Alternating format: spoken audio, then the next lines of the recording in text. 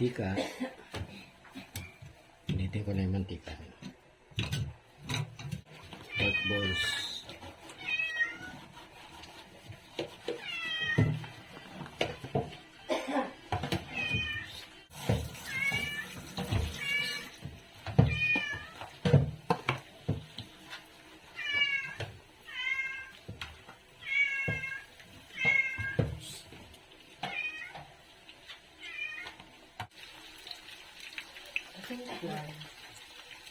Okay.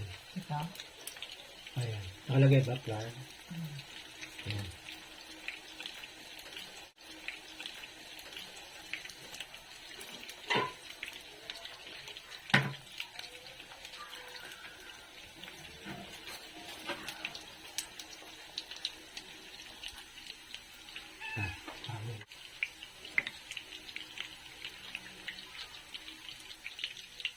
Kailangan mo lang itong iba. Tapos na lang ako ng mantika. Magluluto pa kami ng sauce.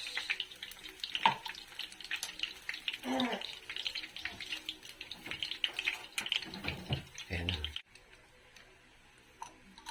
Then, lagyan ko na nitong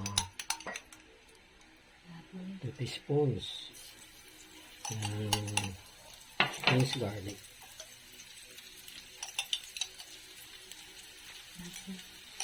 Yan.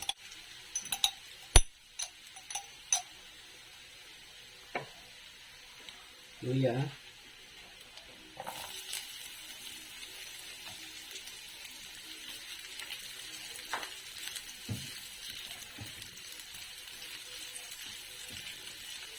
Siguro 1 minute lang.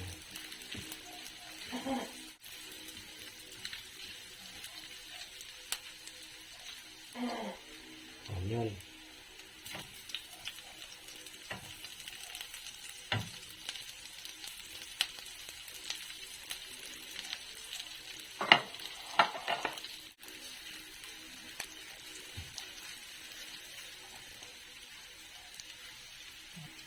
Bell pepper.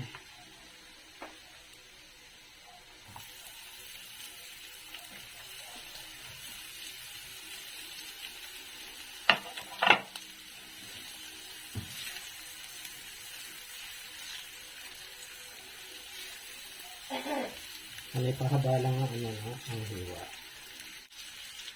Carrots. Isang bell pepper, isang carrots.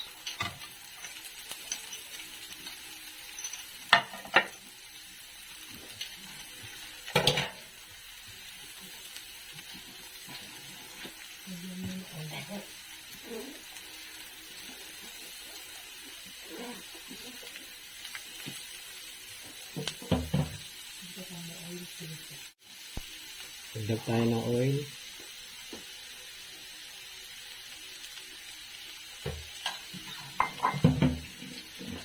Okay pa natin itong katong.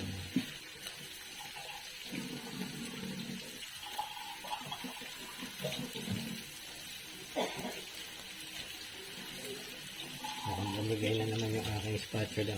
Parang palit ako ng panghalo. Yan. Ito matibay-tibay na.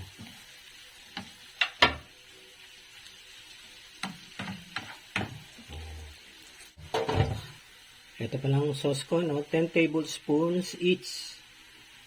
Water, soy sauce, at saka vinegar. White vinegar.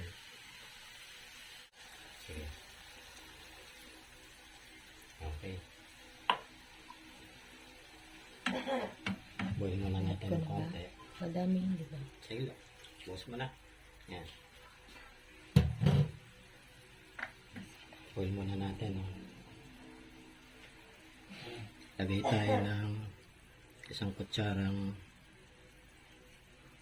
white sugar para pampabalansin ng lasa.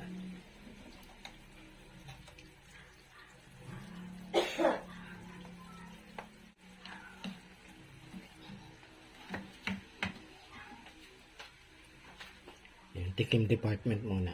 Sige, tikim.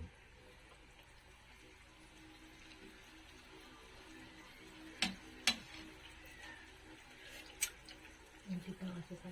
Sukal. Hindi lang ha.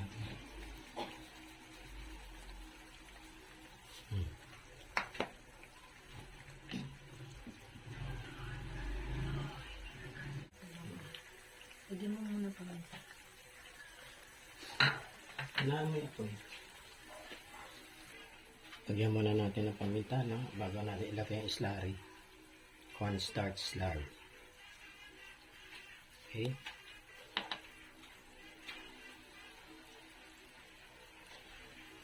Parang malapot yung slurry mo.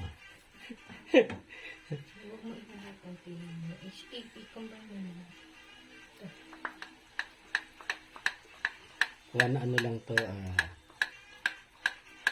half a cup, tsaka 1 tablespoon ng ano. Latte lang siguro. Yan na muna. Baka sumobrang lumapot.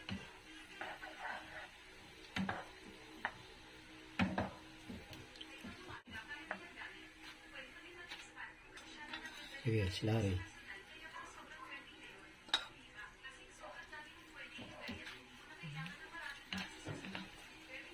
Yung slurry, usually 1/2 cup eh. Tsaka 1 tablespoon. Okay. Lagyan pa ba ng tubig?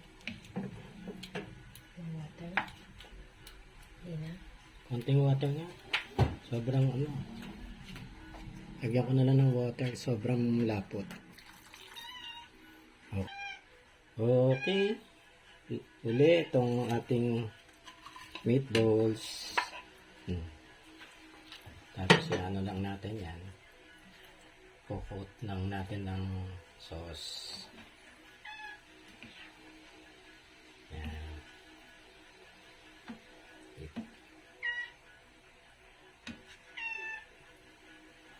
Ba, ganda na ng texture. Patay mo na. Yan.